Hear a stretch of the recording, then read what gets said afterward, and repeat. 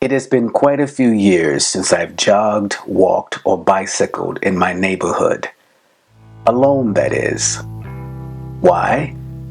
Because I've come to accept the sobering reality that if my white neighbors cannot readily identify my black male body, I will likely be perceived as a threat to their safety, and the ill-fated possibilities from there are just too numerous to mention. In fact, research from the Maryland Population Research Center found that black men who live in predominantly white neighborhoods often avoid exercising outdoors because of the fears that others will misunderstand their presence in the neighborhood. According to MPRC faculty associate Rayshawn Ray, being black and male subjectively infers being criminal. So, armed with my intuition and research like that of Ray, more often than not, I'm usually accompanied by my wife, our teenage daughter, and granddaughter, or no neighborhood walk, jog, or bicycling for me.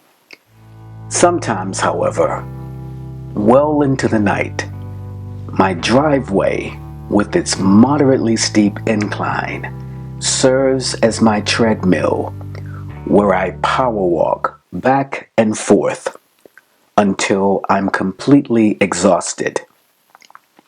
Recently, while on one of my midnight power walks along the driveway, I began to contemplate the murder of Ahmaud Arbery, and the sadness and anger I felt as I plodded up and down my driveway was almost too much to bear. I thought how freedom and citizenship carried very different meanings depending upon whether you are black or white.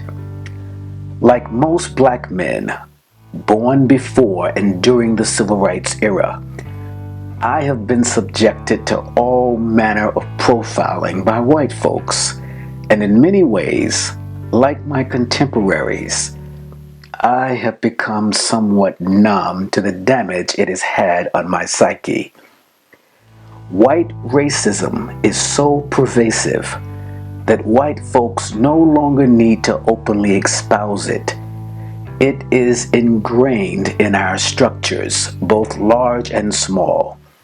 And those of us who are old enough to remember having been subject to its insidious and vile effect, police ourselves so that we can limit, when we can, some of the trauma it will inevitably cause us.